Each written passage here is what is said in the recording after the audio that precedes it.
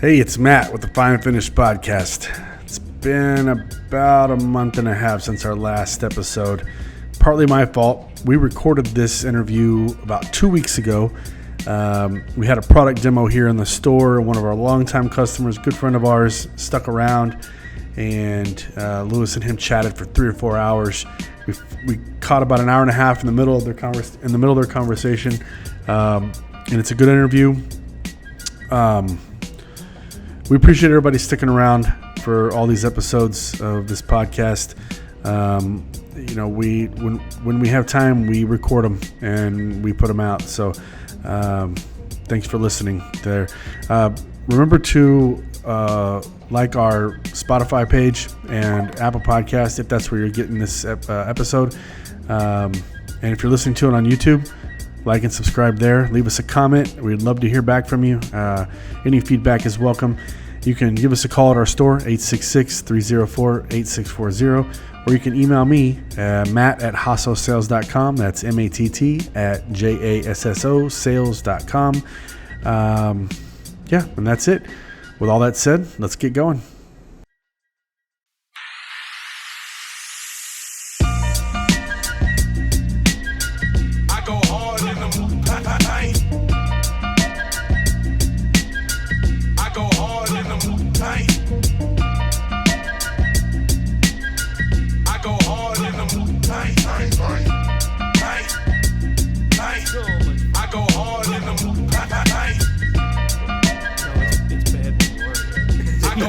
That's when it's not funny anymore. You take it too serious. All right, so we're rolling.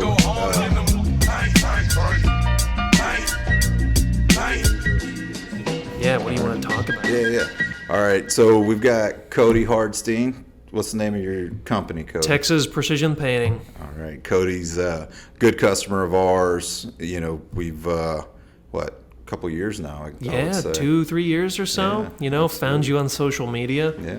Through one of my painters, funny enough. Yeah. And then kind of just developed a bit of a relationship that way. Yeah.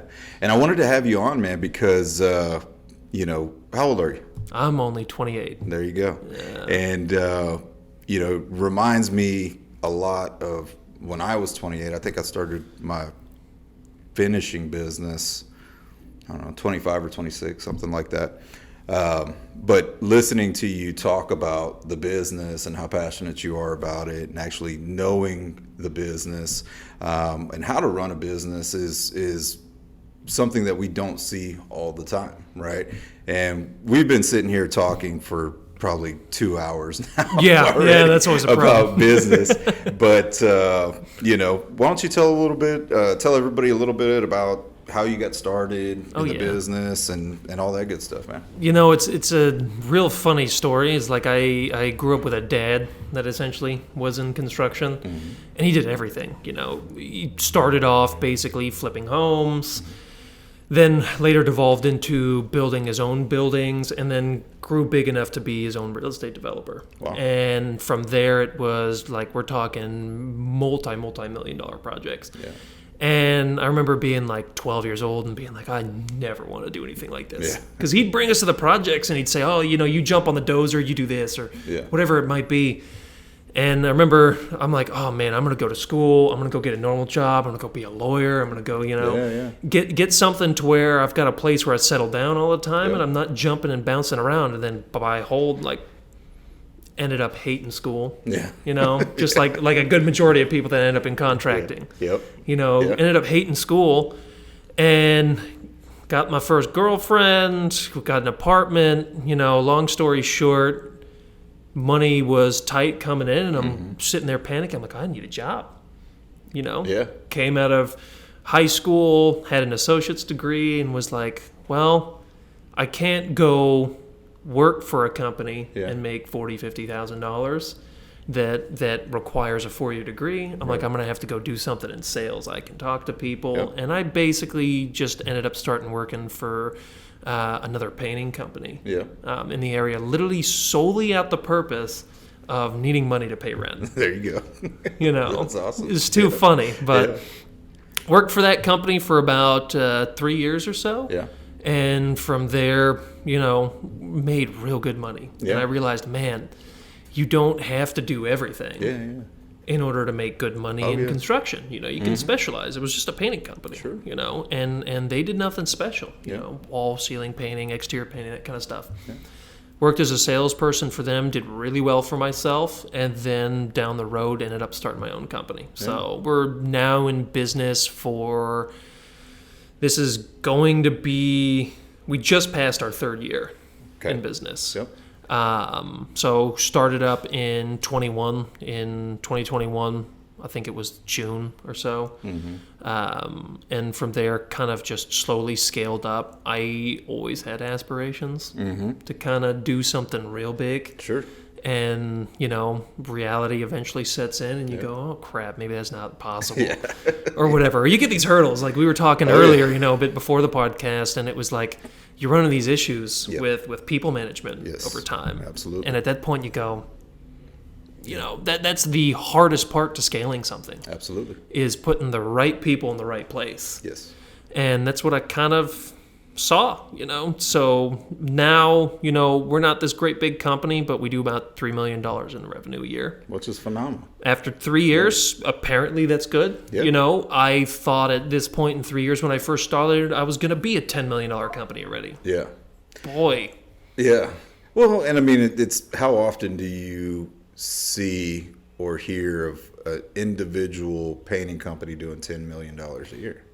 Yeah, you don't. I mean, I just thought that was a norm, right? Yeah. Working for this franchise that was doing like $60-70 million a year over a couple states as a whole. Not one franchisee wasn't doing that. Right. But as a whole, so I'm thinking like, oh, if I could have a 7th or a 10th of that, sure, you know, that should be doable. That should be palatable, right? Yeah. But that's what you run into, you know. You have these dreams of being such a big company, and you're just not. It's not something that's necessarily feasible, even in your small little area. It's hard to scale. Yeah, it's the hardest thing. Is, you know, you can. And me, I'm 10 years older than you. Yeah. Right. So I've had a lot more time to think about how to scale, right? And still to this day, and like I told you before, we'll jump into it, but you know, on a daily basis, I could tell 100 people how I think they should do it, or what I did specifically to scale to the point where we got, but it's hard to do. Oh yeah, right? and they're probably not going to exactly. They're not going to do it, you know. Yeah, they're like, that's a great idea. I'm going to do nothing about it. Yeah, that's typically how it goes. But, you know, like I was telling you, it's like, I know you have the business acumen, and you were talking about your dad. I know you bring your dad up a lot, and you were telling me he had, like still to this day, he has multiple businesses in automotive and in motorcycles and real estate, like everything. Yeah. And that's what you talk to most business people. They'll all tell you like, hey, I didn't make all my money off of one business. Yeah. Like absolutely. I have what they determine is like, hey, this is my milk cow is what they usually say. Oh, absolutely. You know, this is what's going to basically give me the money to be able to do these other things as well. You know, and one of the biggest revenue generating or life-changing money that people get is all in real estate. Oh, yeah, 100%. You know, and that was the same for him. And he'll tell you the same thing. He's bought properties that he paid $200,000 for that sold 15 years later for $15 million. Wow. So commercial properties. Oh, commercial. Yeah. And it maybe wasn't commercial before. Right. And even land remediation and things like that. Like he was really, that's where he made so much money. Yeah. Was land remediation. Yeah. Wow. And it's just the fact of he'd be the one person to tell you like, I wasn't rich until I was 50 years old. Yeah. You know, and like that's such a crazy thought. And it's so hard for you to. When you're young, it is. Yeah, when you're young, you know, like even for you being 38, it's like, think of 12 years from now, right? Like, well, no, you want whatever you know, you want $50 million right now or tomorrow or whatever it is. Yeah. Well, but that's being young, right? Yeah. You're enthusiastic, you're ambitious. And anybody you talk to has that. And then you fall down a couple times and then you start to realize, like, you know, like that was me, dude. 100%. Said, oh, I'm gonna be a millionaire by the time I'm 30. Yeah. Like that was me, 100%. And what do we need to do? And let's work day and night to make it happen. And then you think about it, like I see, like my grandfather. You know, he just retired at like 76. And he still like comes around here and he wants to work on this and work on that. Like he's not ready to stop working. And I'm like, I still have 40 years in you to work, you know? So it's like, but my kids, right now, I see my kids, all my boys are in high school, right? My daughter, it's a lot more important for me now, especially with my daughter, because my boys, I had kids real young. And I know I can't get the time back with them. You know, now that they're in high school, one's 17, the twins are 15, you know, you will never get that time back, right? And like with my daughter, I'm like, okay, this is the last one, right? So it's, you know, once you're out, I can work my ass off or something. That's your thought. Yeah, you know? Exactly. It's like, hey, but you know, it took a while to figure out, you know, how to support, you know, a certain lifestyle and be happy and content with a certain lifestyle and realize, like, I mean, hell, what am I going to do with even more money? Huh. And that's what it is, you know? Yeah, what am I going to do with more money? I buy some more cars, you know? Now, you know, I'm thinking like, okay, buy those houses, buy that property, try to buy this building. You know, that would be an attainable goal because I always tell my kids, I think it's funny, my oldest son has it on his Facebook page, is, you know, don't go broke trying to look rich. Yeah. Right? Because especially for folks that grew up with nothing, right? Oh, you see it all the time. The jewelry and the Jordans, and I gotta go, my first car has to be a freaking Mercedes. Or even something as simple as like I have to eat out every night or order in that kind of crap. Right, it's like, it catches up to you so quick. Oh, yeah, 100%, man. So, you know, like I said, I've had a lot more time to think of those scenarios on how to scale and at what point, and I think it happens in good time, right? And like we were saying earlier is, or I don't know if we said it now, we've been talking for freaking 2 hours. Matt was like, y'all stop talking. You know, we're going to run out of shit to talk about. Yeah, but we're going to have to try to repeat ourselves and it's going to sound worse. Yeah. You know, one of my best friends, he always said, and I pick it up, I say it all the time too, is, you know, do the right thing and the right things will happen. Yeah. Right. And that's so true, man. Like you said, just show up. Oh, yeah. Answer the phone. You know, and so and repeat, rinse and repeat. Like the repetition is one of the best things you can do for your business. Absolutely. You know, and when you fall down and you fail at something, you literally just got to go try it again. That's it. It's like the amount of times I told you before. It's like I've had 7 businesses before this one became successful, and I can actually live off of it. Yeah. You know, and all the other ones have fell through for many different reasons, you know, running out of money, bad partnership, dealing with the wrong people, you know, stuff getting stolen. And it's like,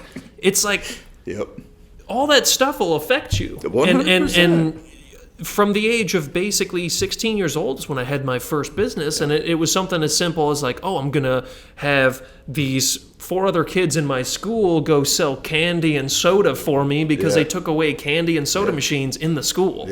You know, and it was like I had this little ring. I was like a gang leader or something, seemed like it. Selling dope at the school. Selling dope, but it's a friggin' Snickers bar, you know?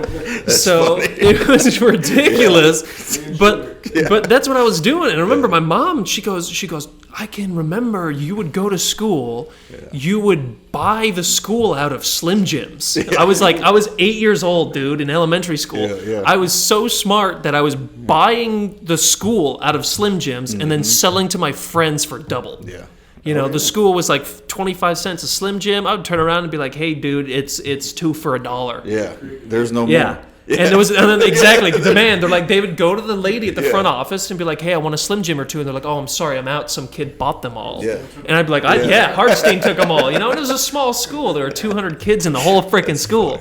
So everybody knew, but that's how it started. My mom always joked. Man. She goes, "I knew you'd do something stupid with your life, like start a business, you know." But it was funny. She goes, Cody. She goes, "I wasn't really afraid when you dropped out of school, because I knew you'd end up starting a business or something like that you were going to be successful at, just based off of you were 8 years old doing that already, and nobody had showed you what to do. You just kind of just came up with this. Oh yeah, And that's all business is. Like it's just a whole learning.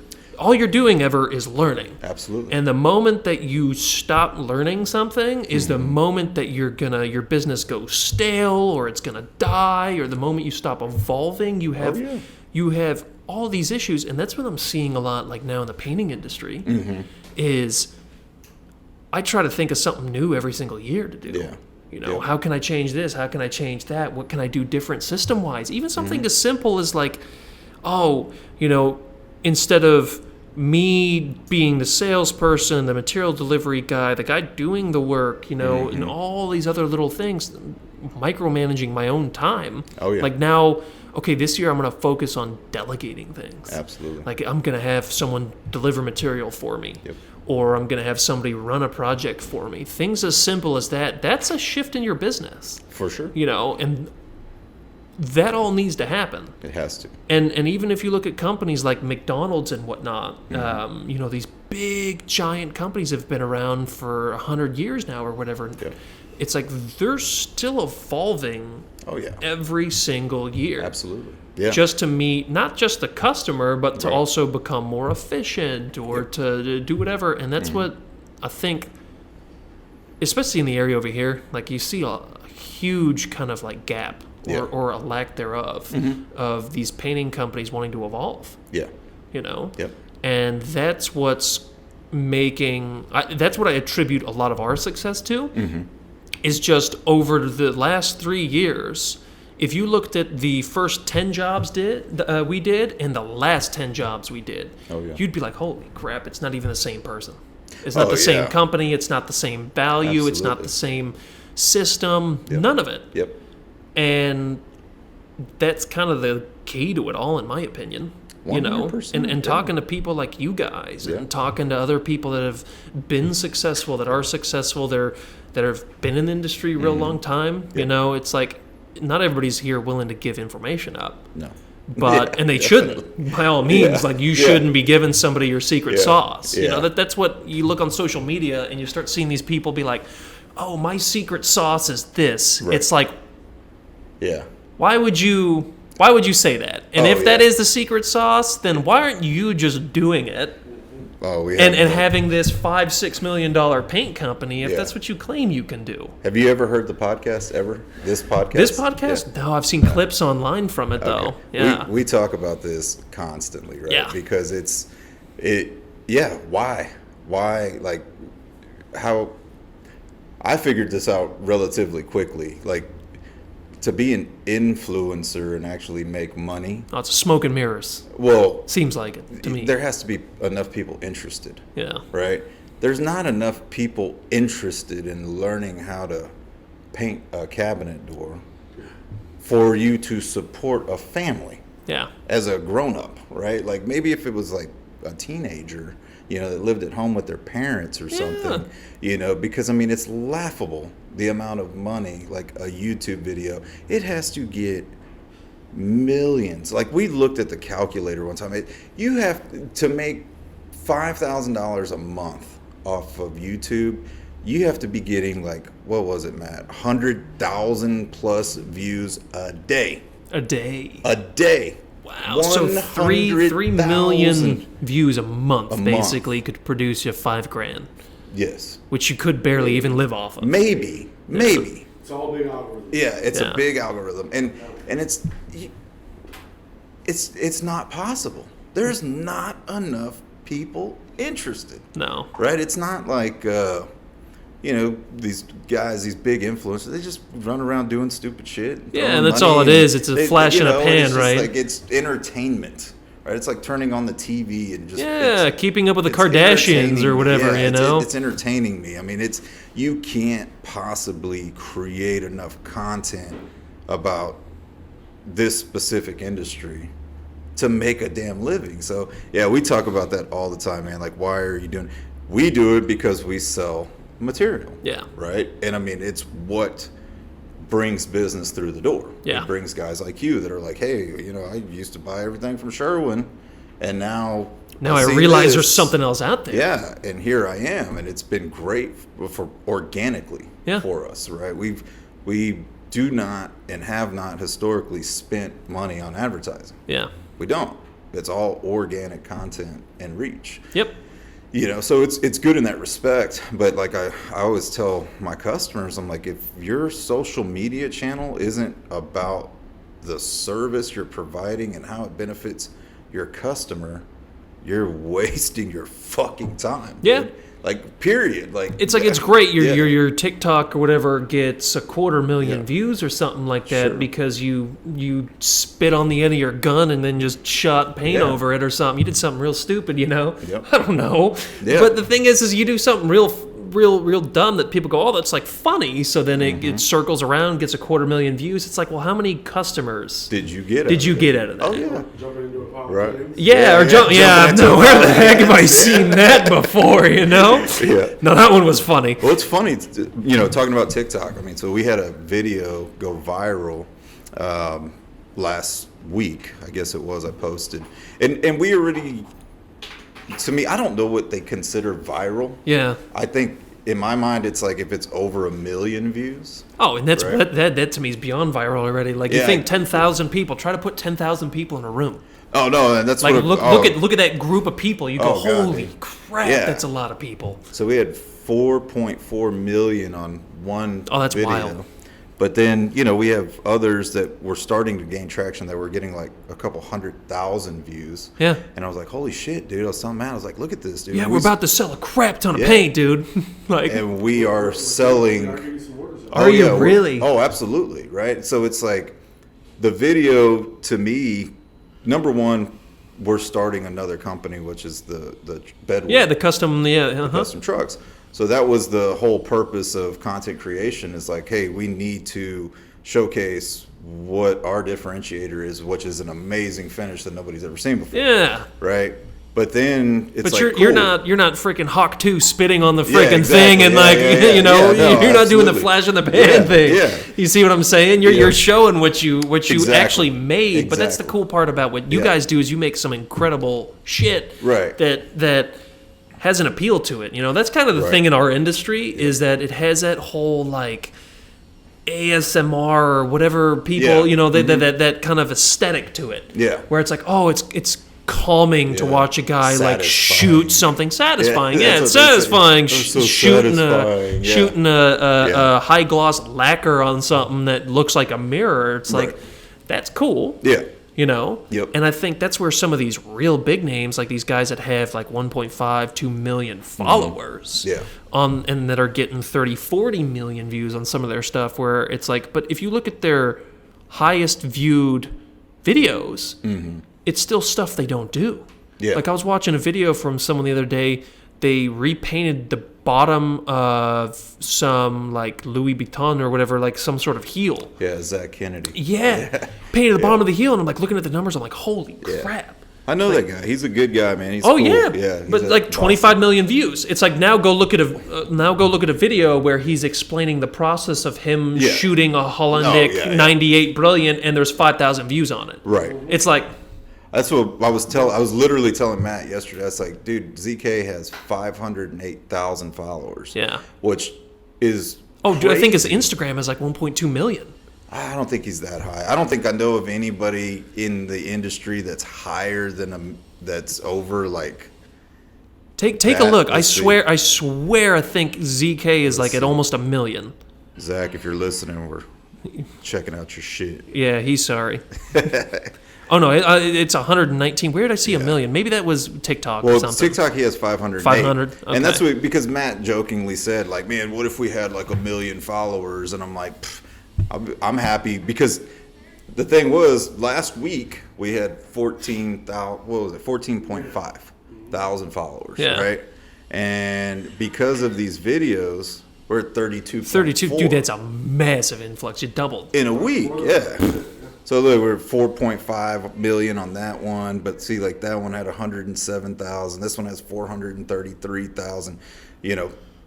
478. These are the crazy views. And it is resulting in, number one, we have people that are dead ass serious on getting their beds done. Which was the whole goal. Yeah. And now I did that video, which was literally me just putting powder glaze on.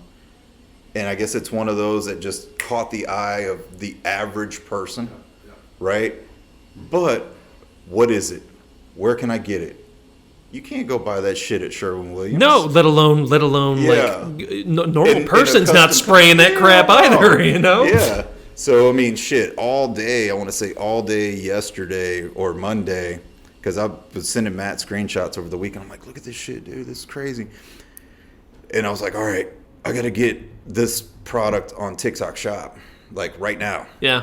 Because we had a little bit of a run with selling the white oak stain on TikTok. Uh-huh. So I was like, well, fuck, we actually have viewers now for, that are asking us, like, let's get it on TikTok Shop. And I think this morning there was 3 orders, which is, 3 turns into 30, dude. You know what I mean? Especially if we're getting hundreds of thousands. Dude, 3's better than 0. Yeah, exactly. Like, that's the way I always look at that kind of stuff, 100%. too. 100%. So, I mean, it's cool, and but for us, it works. Yeah. Right? And, I think ZK with Zach, I mean, he's in that Boston area. Oh, right? dude, and he's like that guy, like the type of finishing he does, like it's so crazy cool.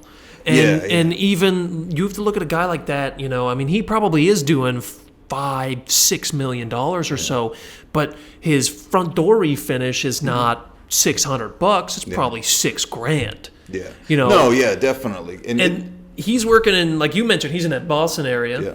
Where they have the clientele. Where that clientele's there. Yes. Exactly. And I've seen it. I've tried to sell, a $6,000-$7,000 front door or something to somebody and telling them all about it. I've done samples, done extensive work on my own at my own shop, trying to figure out how this stuff works. And I'm like, oh, it's just not sellable. The market's not here. No, because nobody's walking. In that environment where he's at, if you look at those doors, people are walking by those doors, walking by them all the time, all day, every day, right? Here, and it's an art piece. Even the door itself is an art piece. Yeah. It's 150 years old. Yeah. Here, there's nobody walking by your front door like that. Nobody. So it makes 0 sense to be like, do that to my door. Yeah. You know what I mean? It makes. We put a fence around our yard and put a picture of a gun on it and tell people to get the Get hell out of the way, dude. Yeah, it's all about views. Yeah. So I mean, it makes sense for him, and but I don't know if necessarily. No, biggest thing is understanding your market here.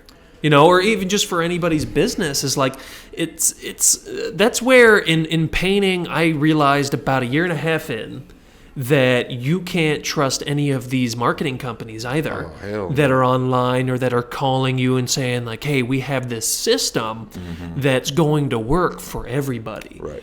And I talked to these people and I told them like, hey man, like I'm doing this $1.5 million back in 2022, about end of 2022. We clocked in at about $1.5 million in revenue.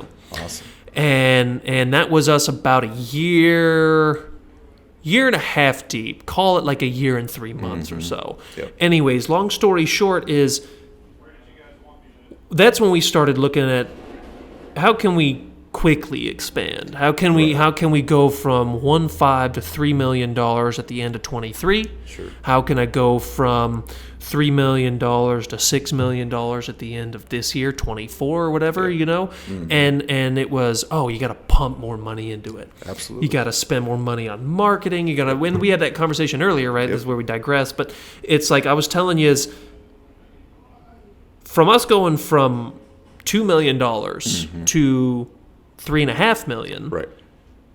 There was no difference. Right. In our actual gross profit. Right.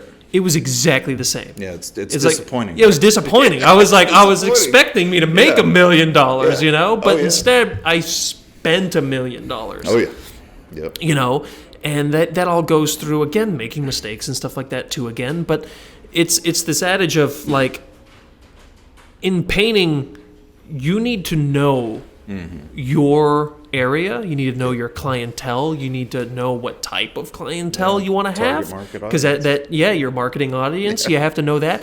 Because nobody else is going to be able to tell you that. No. You know, any of these marketing companies you go with, and I'm not going to throw names out there, but I've used 5 or 6 different ones, and not a single one of them can produce what they claim they can produce. Yeah, you know, you've even worked with ones that work specifically with painting, specifically just for painting. Yeah, you know, and it's like, and they had no freaking clue. Yeah, they're like, I don't understand why it's not working. Yeah. You know, and I'd signed a 12-month contract with one of them. You know, I don't want to go too far down that rabbit hole, and I don't want to throw them under the bus. But the thing is like, I signed a 12-month contract with one of them, and they were basically like, Cody, let us let you out of the contract because it's not working. I'm like, well, why is it not working? Why can't you figure it out if you're these hyper professionals? You know, why can't you figure it out if that's what your specialty is? Yeah. You know, and they're just like, oh, maybe your market's not conducive to that. Yeah. It's like, come on. Yeah. Well, maybe you weren't ready to start a marketing company. Yeah, right? That. Or maybe you've no freaking clue what you're doing, even. 100%. You know, because why can a guy like me that has, like, I had no clue how to set up geofencing in Google to do my marketing or anything like that. How come I can go sit behind my computer for a week, a couple hours a day maybe, in the evenings, and figure it out and turn a switch on something, and it just blows the doors off of what they did. And Google and Facebook, or Meta, have always, in my opinion, made it user-friendly in that way, right? And they're going to continue to make it user-friendly in that way, to where you don't have to go to a marketing company or something. They want you to be able to do it yourself, because they know that if they continue to, like, I get on there all the time and they're like, here $500 and we'll match, you know, you spend $500, we'll match it. Yeah. For Google Ads. Because again, we don't run paid ads. Yeah. Right? Like, I've seen. Well, for you guys being nationwide, that would be so expensive to do. Well, even if we were to run like a local ad, right? Like, we know who our target market customer is. We have the avatars built out. We went through that whole thing. We know who they are. But then it comes down to, well, how in the fuck do we market to them? What's the message? Yeah. Right? Like, what is the message to a painting contractor? It's easy I say it's easy. It's easier to market to a homeowner that needs a painting service than it is to market to a painting contractor, because the painting contractor is not on his free time sitting there searching for freaking, a new paint supplier. Yeah, and you got to dive down that hole of like ROI and like why use this, and it's like none of these painting contractors, and that devolves us into all other conversations, but the majority of these painting contractors are not going to jump on that. Yeah. No, absolutely. Yeah. We got a lot going on out here in the warehouse. I hear. Just throwing paint on the floor all over the place. Doing all kinds of stuff back there. But absolutely, man. So it's, my whole point was what I see happen, because like I've told you, I said you should really go to like AP, or what the hell do they call it? The PCA. Yeah. Painting Contractor Association. You're going to beat me down with that one. Man, because I think it would be beneficial, because you're so like-minded to a lot of those other guys, and a lot of them are extremely open with numbers and marketing strategies and things like that. I'm always there on behalf of a manufacturer, right? Which means I'm in the trade show with a lot of these business coaches and marketing companies, and stuff like that. And I see these guys that are like, oh, we're a painting marketing thing. And I'm like, bro, you're like 26. The fuck do you know about this industry? Yeah. You know what I mean? Like, how can you replicate it? I'm 28 years old and I'm still not. And I've been 10 years doing this. And I'd still look at myself and I'm like, I couldn't tell you how to market your business. Yeah. But it's one of those things where they're always like, well, I did it in my market, right? Because when you start thinking of geo-targeting or geo-fencing, how is somebody that's in another state or city, how are they going to know what areas of Houston to market to? Oh, yeah. You know, you're going to have to tell them. Yeah. Right? You know, it's the Woodlands and it's Cypress and it's Tomball and it's, you know, this. They're just going to put Houston. Yep. Right? And the way Google works, I mean, it's an auction. Yeah. Anybody that's willing to pay for those pay the most money. keywords, right? Who's willing to pay the most? And of course, they're charging you a certain amount per month Yeah. and only utilizing a certain percentage of that for the actual bidding. Yep. Right? So I've seen it a million times, right? I've just been baffled by some of these marketing companies. I sat through a meeting with a big firm that was, well, I don't know how big they are. They fucking, you know, they're good at graphics and shit, you know, so who knows how big they are, but it was expensive. Yeah. Like it was for one of the manufacturers, and I was just like, oh yeah, dude, I was like, what are the deliverables here, guys? Like, what are we talking about? Like, brass tack, what is it that we're getting here? Yeah. And I just fucking about fell out of my chair when this motherfucker said, well, we're going to do 2 social media posts, and we take a wait and see approach. And I said, wait and see how long, or like all month. All month. Jesus. No, all month. Yeah. Right? And it was $5,000. And it was, oh God, it was more than that. Oh, it's just ridiculous. It was Some of these ridiculous. retainers that these people ask dude, for. It was ridiculous. And I was like, I want to see a case study. Yeah. You know? And they did send me a case study for like some national trucking company that they had ran the campaign, and it was just laughable, dude, at how miserable they failed, right? But it looked pretty on the case study because they put your engagement numbers, right? Went up. Yeah. And it's like, how can you prove that engagement turned into more revenue for that company? they hired one driver off of that nationwide campaign. It was for an 18-wheeler. They were looking for owner-operators, and they were willing to pay this bonus. But, you know, they were like, oh, the engagement was, you know, we reached this many. You fucking reached them? Like, what does that mean? They scrolled past the ad? Yeah. Like, that's what the fuck that means. But yeah.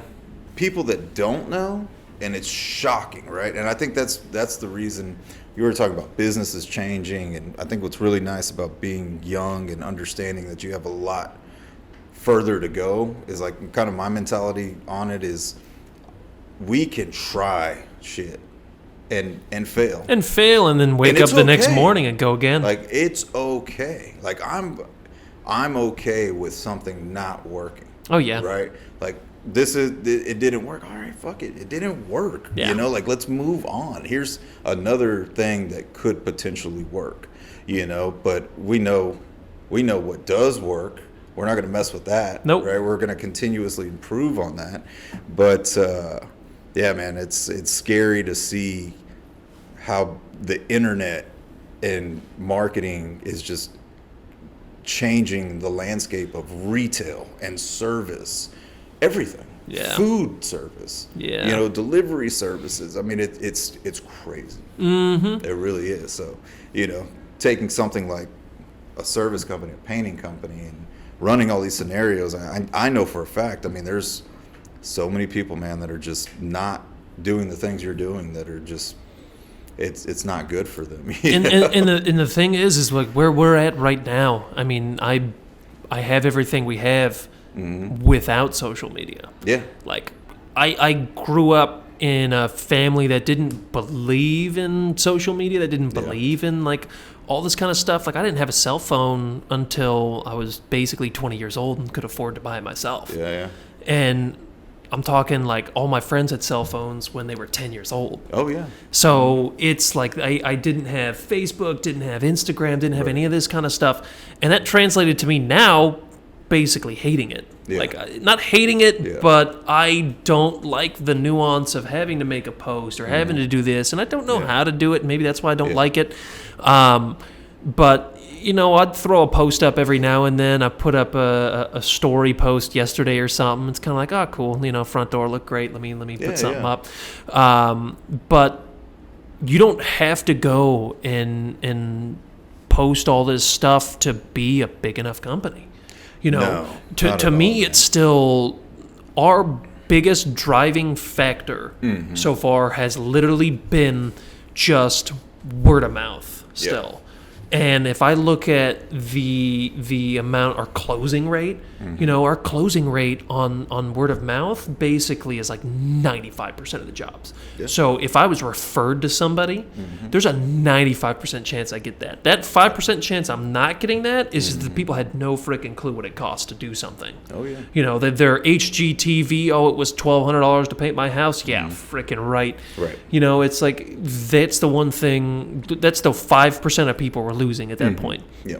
But if I look at my holistic numbers, I'm really good at sales. Yeah. And I realized in my company I need to delegate everything else out but the sales. And I can produce I have like a 73% closing rate. Yeah. Across the board. From new leads coming in from Yelp or a Facebook ad or Google ads, I've got a 73% closing rate.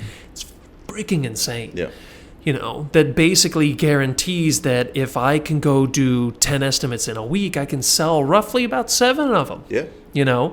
And my average job that I'm getting in is like $7,500. Yeah. $7,500, $8,000. Well, go do the math. It's like at that point, 7 jobs times $7,500. Now I'm doing $49,000 a week times 4. Now I'm doing almost $200,000 in a month. Yeah. That right there is a $2.5 million company already. It's like, and now it's like, okay, so what I do is my goal is to get 15 estimates a week. Yeah.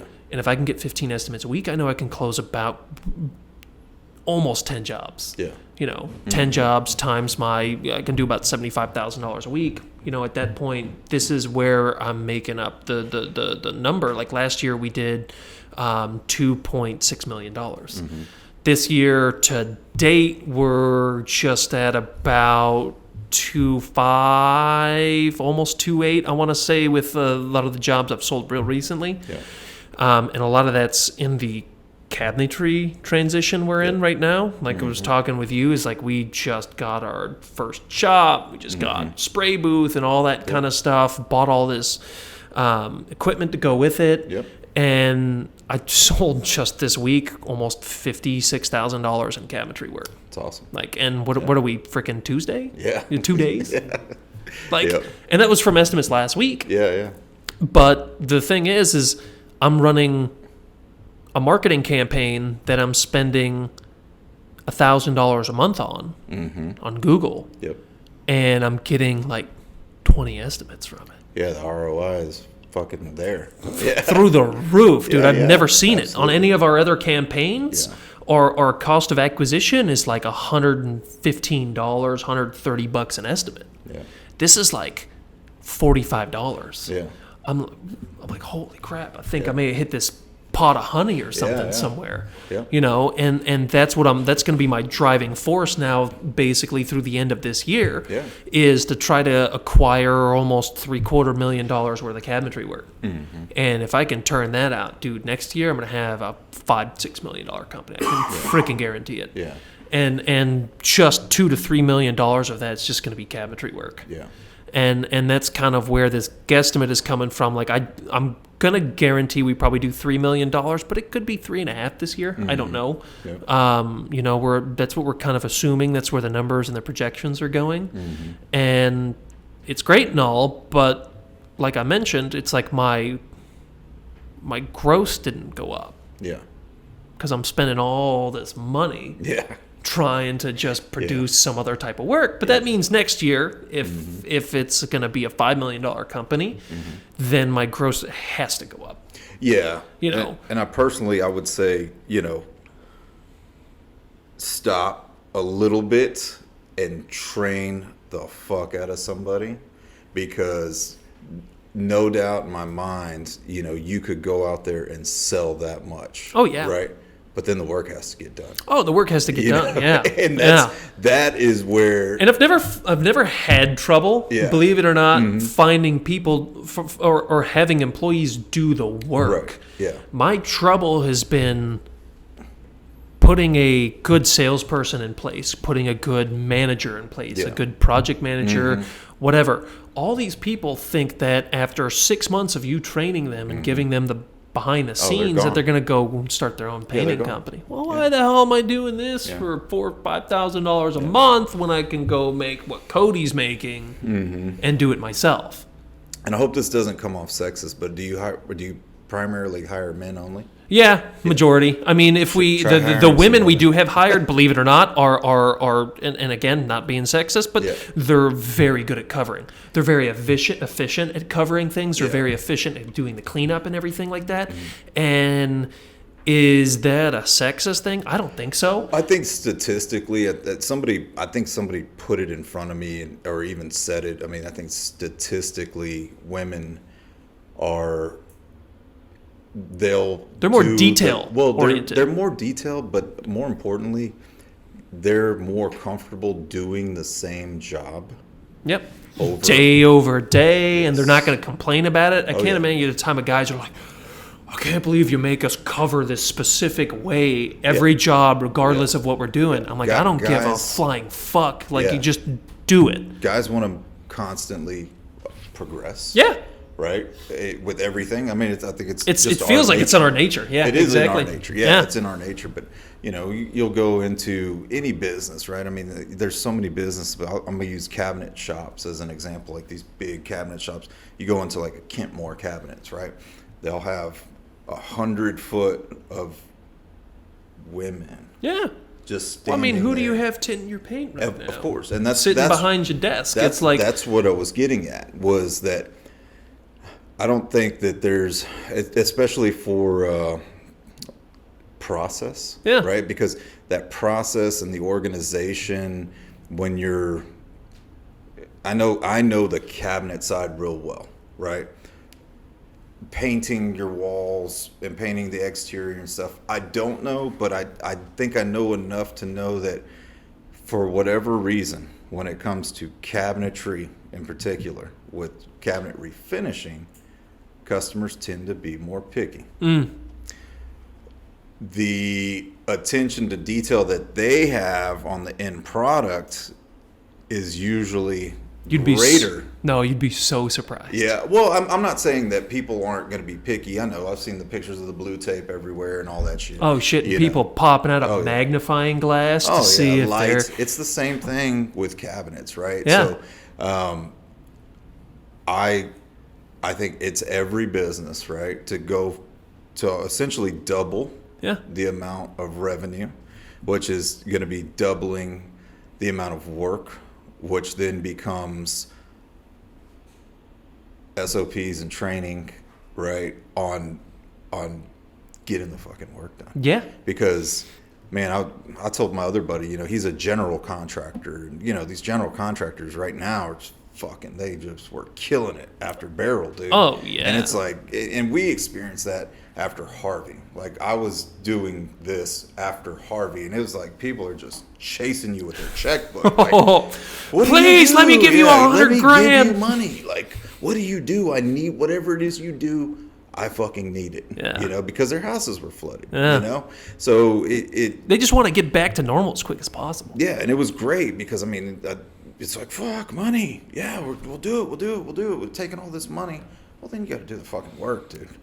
Yeah, but dude, that gave people that were in the industry and that were here in Houston such a bad rap so fast. Oh God, yeah, absolutely, man. And but like we're here to help you with that specific area of the business. Yeah. Right, where we can do what we can, to help you streamline that. But interview some women, man, for some project managers, shop manager, and that's what it is. It's like it's our we do have women that work for us, and like our office lady. You know, Yeah. great job at what she does. Keeps all the numbers in Happy with line. it. Yeah. I know. Like I don't even think about it. Yeah. I get a call at the end of the day. It's like, oh, Cody, you spent too much money today. I'm like, oh crap. Okay, well, you know, Thanks for letting sorry. me know. I appreciate it. You know, but lining things up like that, you know, are the people that do the packing and things like that. That's a woman. You know, I'm thinking about even hiring the person that's going to do the majority of the spraying in our shop, also to be a woman. Yeah. Because the amount of detail. The thing is their type of work where I made the majority of our money in now is all involvement of climbing up and down ladders all day long, from doing tall ceilings, tall walls, doing 2-3 story buildings, and shit, dude. Like, I've had a fucking heart attack a couple times.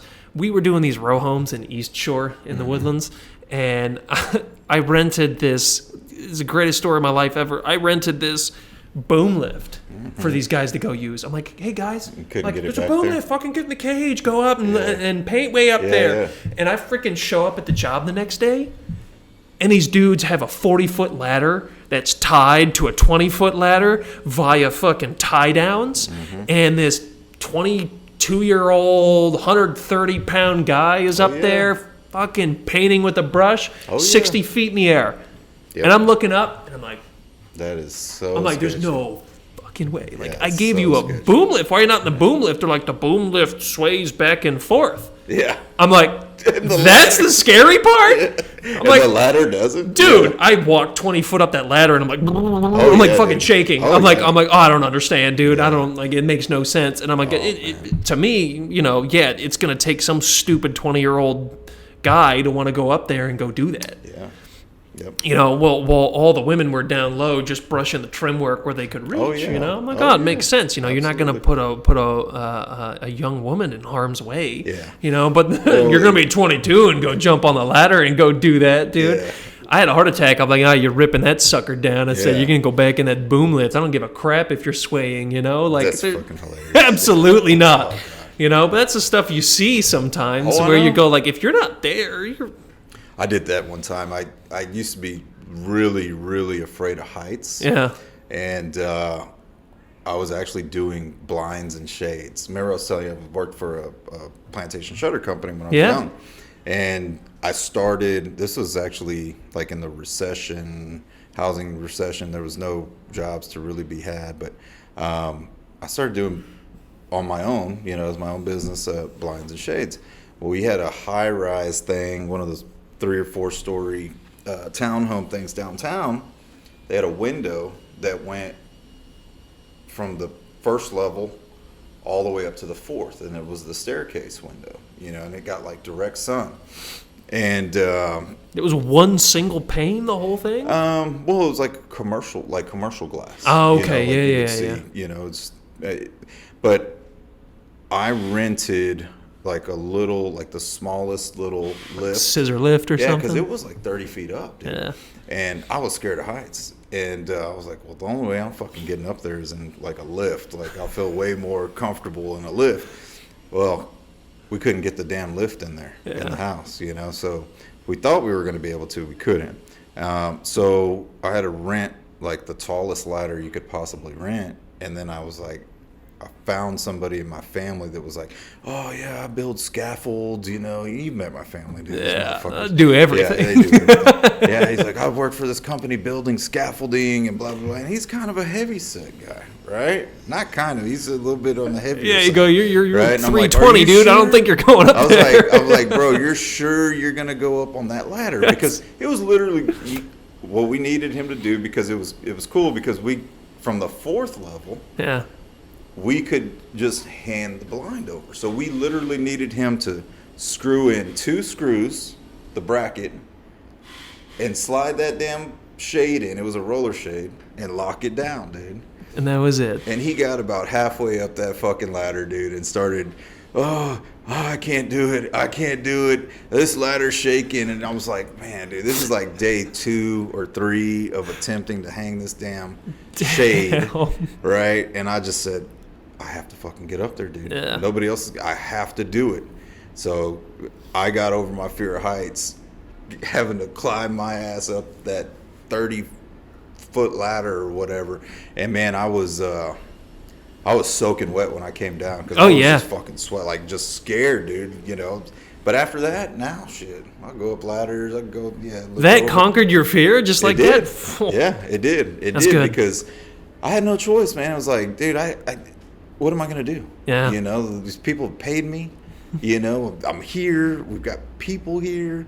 I mean, I have to do this. Dude, that's the stark reality of being a business owner, dude. At Yep. the end of the day, if you Yeah. can't find somebody to go do that shit, you're gonna have to get up You there got to yourself. do it yourself. Man. Mm-hmm.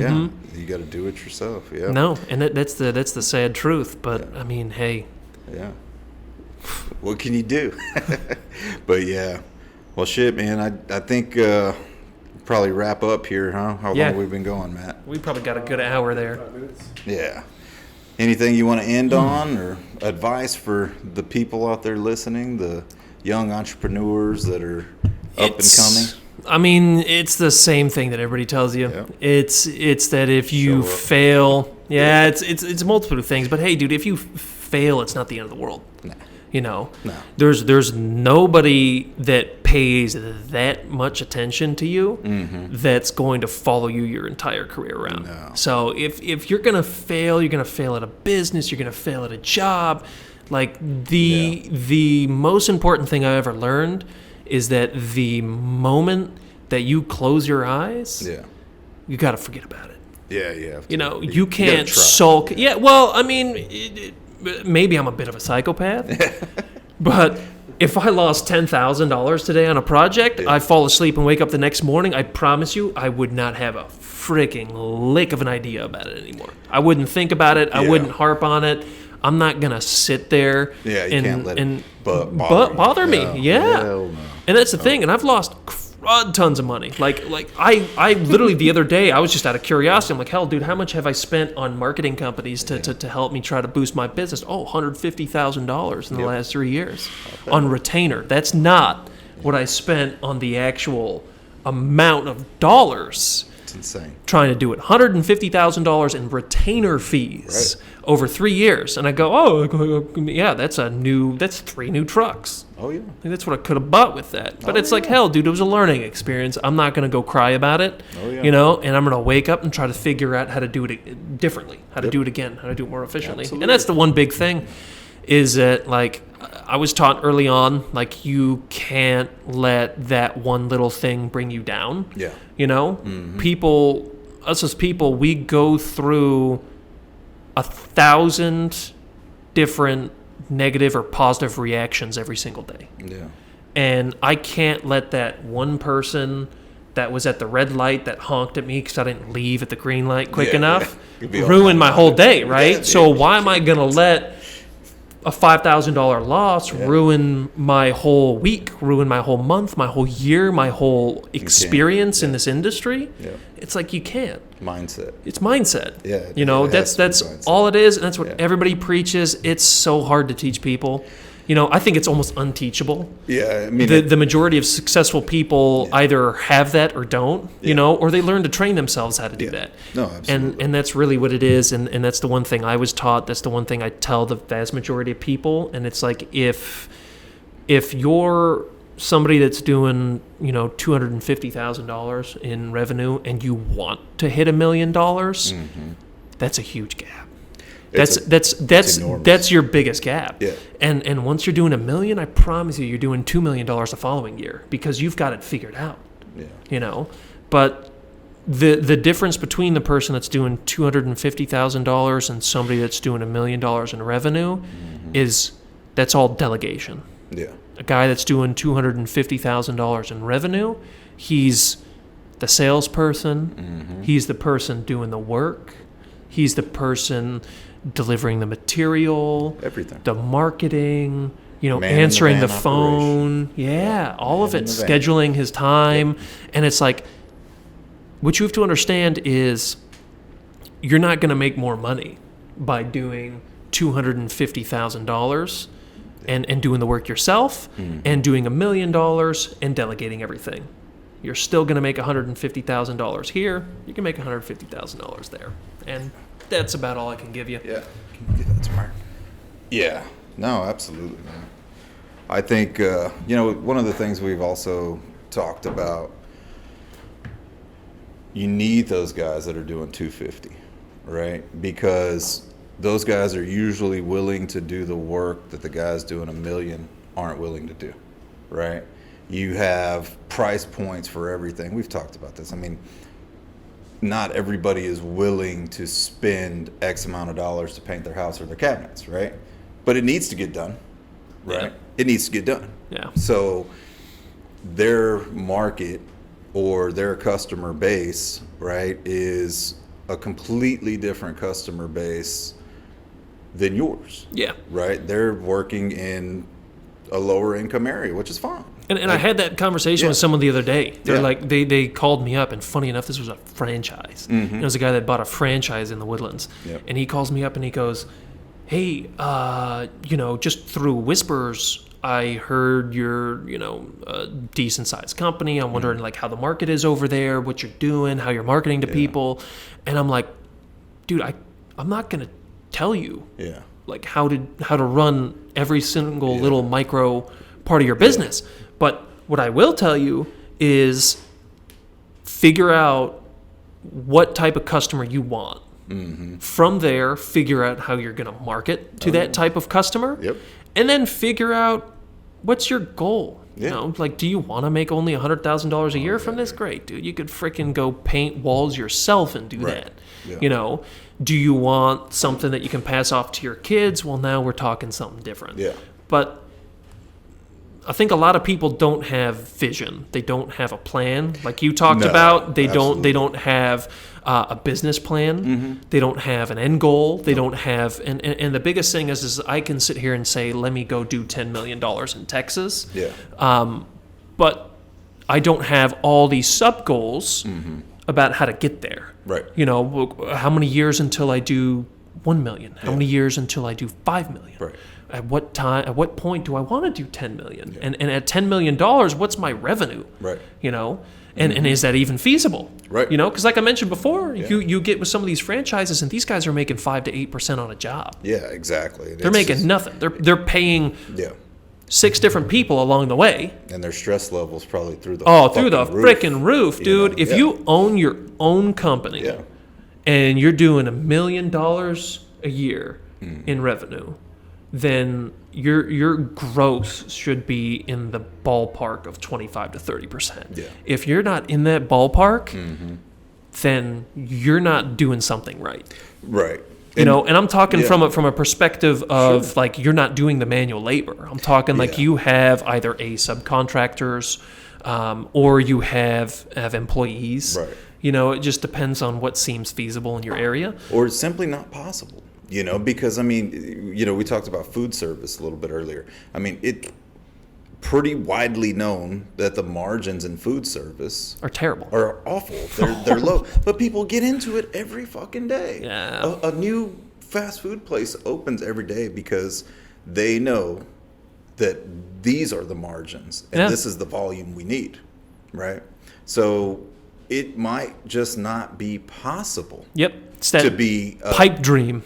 It might, exactly. And I mean, you have to quickly realize that, right? Yeah. Because, and that's what you learn over business. Like, after all 7 of my failed businesses before this one, I learned it quick. The first one, I'm like, I got to hang on to this thing. I got to make it work. And then that failed. Second one, it was like, oh, yep, I saw that. I'm out. I'm done. I'm done. By the time I had my 6th one and devolved that one, I killed my 6th one, I think, in a matter of a week. Oh, yeah. I was like, had LLC made, had my business made up, had everything on, had a partnership with somebody. That guy flaked one time. I'm like, nope, I'm good. I'm done. Killing it. Boom. Go to the next one. Go move on. Yep. Yeah. No more partners. Got it. That's it. But that's what it is. I mean, it's hard to give advice to people that again, a lot of people don't want to take advice, or at least put it. They're willing to take it, but they're not going to go put it into action. Yeah. And the biggest thing is for me, if you can find somebody that is willing to, and they don't have to be in the same industry, business is pretty universal. Yeah. It is. Yeah. 100%. If I joke with people, if I got so screwed that I had a customer that would just blackmail my company and show up to every estimate I do and just be like with a bullhorn, hey, this guy sucks and don't do business with him, I just kill my business and I have probably $1 million paint company within like 2 months. Yeah. you know, it's a joke at this point. It's or where anything really, man. I mean, you know, I have, like I said, I used to do the window coverings. Yeah. Right, and then that transitioned over to, of course, my family's been in this business for a while, but I mean, forever. You've got 3 generations, maybe even 4 generations in it now. But I didn't want to fucking do it, right? Yeah. It took me a while to realize, like, all right, this is what I need to be doing, and I what guess I can actually. my dad was into something. Yeah, well, but it's funny. Like you've met them, you know, right? I mean, my dad is unique in the fact that he did 20 years in the military. Yeah. So he collects money every single month. Oh, and yeah. he's like gets the Said disability, the same thing. You know, so it's like for him, he doesn't need to work necessarily. Yeah. He does, right? But he doesn't have to. Right? Yeah. His house is paid off. Yeah, and, could collect your you know, pension and live off of His car's it, paid but- off. You know, he's already like, oh, in 5 years I get my Social Security, you know, and then he's already trying to get 100% disability, which would equate out to more money. And, you know, and I mean, it's what most people, the average American, you know, punching a clock make a year, right? And all his kids are grown, and, you know, he really doesn't need to work. You know, like, I have to work, dude. I've got 6 kids. You know what I mean? Like, shit, I have to work. Yeah, your food bill's insane. Yeah, exactly, dude. It's people's house payments. Oh my god, dude. Yeah, it's crazy. Yeah. But, you know, him, it's different. But I'm trying to think of where I was going with that. But well, I guess the 3 generations part, right? It's nobody ever really made a business out of it. Yeah. Until I did. Yeah. Right? Because it was always like, oh, this guy's got some work over here. Right? Let me go do that. Yeah. Let me go. My grandpa bought that shop, you know, I don't know, let's just say 15 years ago. But before that, they literally were working out of the back of somebody else's building. Like, not in a building, like, not even with the cover. Like, I think they built like a half-ass outside cover. in somebody's backyard, essentially, Well, type it was, deal. The guy bought up used office furniture. Yeah. And that was a huge industry back in the 90s and 80s, 70s was, you know, wooden office furniture, right? Mahogany desks. And this guy would go in and buy whole floors, you know, from the buildings downtown. Yeah. And essentially what he told my grandpa was like, you can work back here and you can just he had a fucking massive warehouse and was just like, y'all do all you can. Yeah.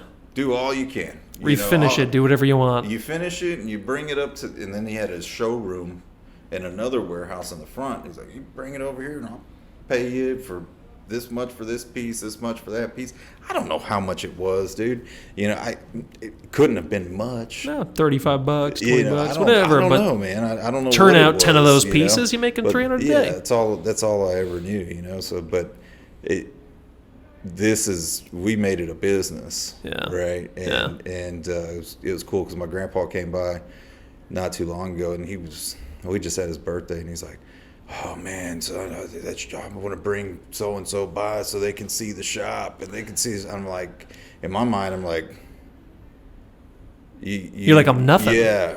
You get that exactly, feeling. right? That's Yeah. something. Don't ever overcome it, obviously, because that's a big no, driving yeah. force. Well, what I noticed too, man, I go and hang out, like we say, we go hang out in the hood, right? But man, the happiest fucking people, dude. Yeah. The happiest people Have freaking you'll nothing. meet. It's not that they don't have anything. It's that they're not worried about the shit we're worried about. No, dude. yeah. Because it's like when Tell they me get about off, like they're calling each other, like, what time do you get off today? Oh, Yeah. I get off at 4. You know, I get off at 5. All right, I'm gonna pick up a 12-pack. You know? And everybody's just together laughing and bullshitting and having a good time. The conversation is very rarely about work. It might be like, oh, this fucking asshole at work, you know, did this shit, and I'm just like, yeah.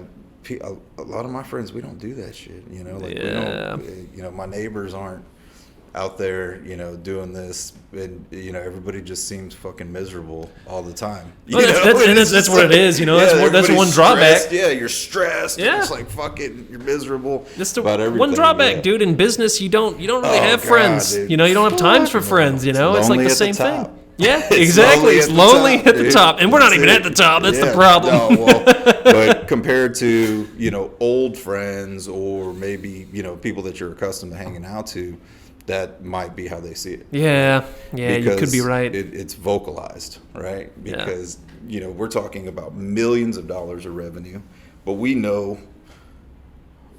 historically from our customers that are coming in and buying stuff, they're not doing $1 million.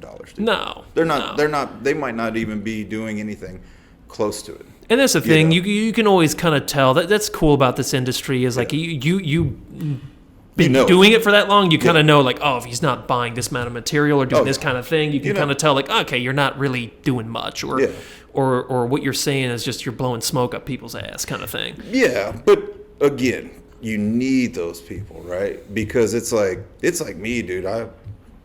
There's a lot of shit I am not willing to go spend do a anymore. bunch of money. Oh yeah, dude. You know what I'm saying? Like And then there's shit you think like the other day my freaking alternator goes out in my truck and I go to Ford, I get it started again. I go to Ford and I go, hey, how much is it to replace? They're like, oh, it's $1,200. Yeah, fuck that. And I'm fucking Googling AutoZone real quick. It's $150. Yeah, $180 for the alternator, and I'm like, it's 2 goddamn bolts. I'm like, I'm about to go fucking do this in AutoZone's parking lot. Yeah. And it took me an hour, dude. Yeah. And I was like, I just paid myself basically $1,000 an hour. Sick. All right. Oh, yeah. Yeah. It's shit like that. Yeah. Sometimes you got to go do, but other times, if that was $380 to have them go do it and it was double, I would have been like, yeah, okay, you go replace it real quick in 30 minutes. Yeah, absolutely. Yeah. But that's what it is. You need to value your time one way or another, and I guess that's where we can leave it off. It's just like business as a whole, it's a whole learning process, and I'd say like really just don't get discouraged over anything, and that's you can attest to it. Don't everybody, I would say like just don't get discouraged when shit hits the fan or when something goes wrong. Oh yeah. It's one of those deals where you kind of want to keep up with it, continue evolving. Yep. We mentioned that at the beginning. Keep evolving your business. The moment you stop evolving is usually when everything goes stale. Yeah. And I think as long as you can keep a couple of these things in mind, there's no reason that you can't be successful. Absolutely. Yeah. And whatever that means to you. Yeah. Right? Yeah. Success is different. It's for everybody. Right? If success means you're home to go to your kids' softball practice or base football game, they can be home by 4 p.m. That you can eat dinner at home. If success to you is you're not punching somebody's clock and you're making exactly what you were making doing it, fucking more power to you. Yep. That's my mentality on it. So. Yeah. Awesome, man. Not cool. Hey, pleasure. Absolutely. Thanks for having me on. Yep. And we appreciate everybody watching. Later. Cool. Nice. Yeah, that was good. The Fine Finish podcast was created and hosted by Louis Hasso and produced and co-hosted by Matt Looney. Our theme music is by Kirk Wellness on SoundCloud. Fine Finish Supply is a stocking distributor of Renner Wood Coatings, Surf Prep Sanding, Apollo HVLP, and Tri-Tech Airless. To support this podcast, we ask that you share it with others by simply passing on the link, post it on your social media, or just tell everyone you know. For more information and to reach us, visit our website at www.finefinishsupply.com. You can also connect with us on Facebook, Instagram, and TikTok. If you have any questions or feedback, please feel free to reach out to us at 1-866-304-8640. Thanks for listening.